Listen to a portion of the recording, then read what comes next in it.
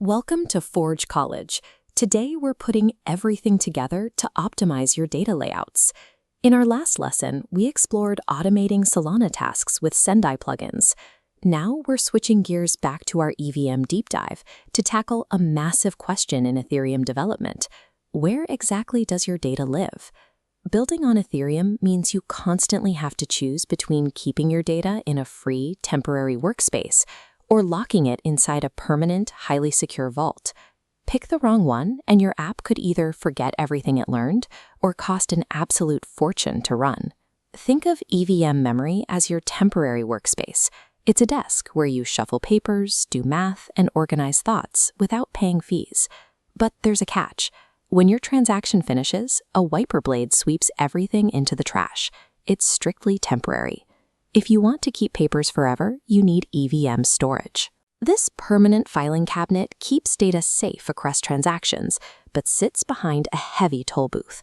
Every time you open a drawer to file or pull a document, you pay a gas fee. So mastering EVM memory in storage management really boils down to one goal: organizing your workflow so you spend as much time as possible at the free desk and as little time as possible paying the toll at the filing cabinet. Let's test this out with a real-world scenario. Imagine you're building a Web3 arcade game, and you need to keep a leaderboard of the top 10 high scores.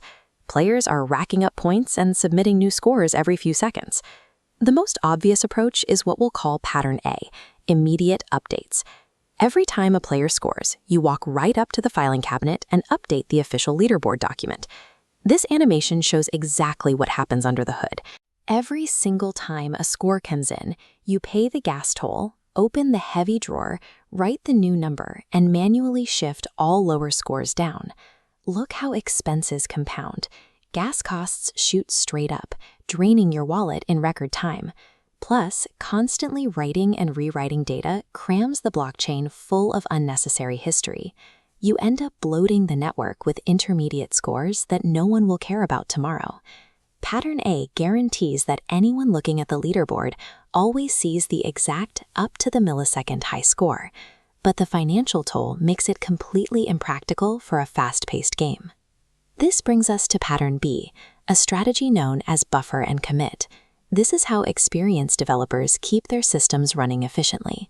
Instead of running to the filing cabinet every time someone scores, we use the free workspace. We keep a scratch pad on the desk and tally incoming scores without spending coins.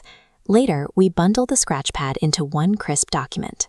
We pay the toll exactly once, updating the cabinet in a single motion. The trade-off here is data staleness. Because we hold on to the scores at our desk before filing them away, a player checking the official cabinet might see an older leaderboard until that final bundle gets submitted. We also have to plan for errors. In the EVM, a critical error causes a revert, which is when a transaction fails mid-process and the system crashes. When a revert happens, the workspace desk gets instantly wiped out.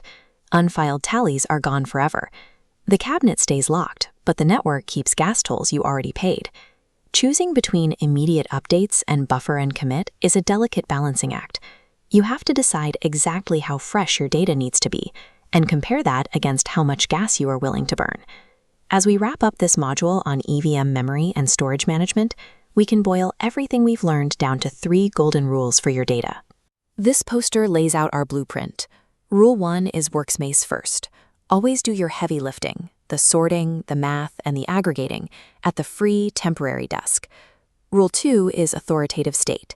You should only pay the expensive filing cabinet toll for the final, permanent truth, the exact data that the rest of the blockchain needs to see. And Rule 3 is explicit consistency. Look closely at your users. If they need to see updates the exact second they happen, you have to pay for immediate storage. If they can wait a bit, use buffer and commit to save their funds.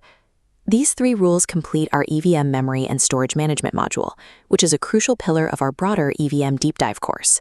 Soon, you'll take these exact architectural patterns and match them up with specific EVM operations. That's when you'll learn how to calculate the exact financial impact of every line of code you write. This lesson was brought to you by Forge College. To continue mastering Ethereum fundamentals, Web3 architecture, and everything in between, head over to forge.college.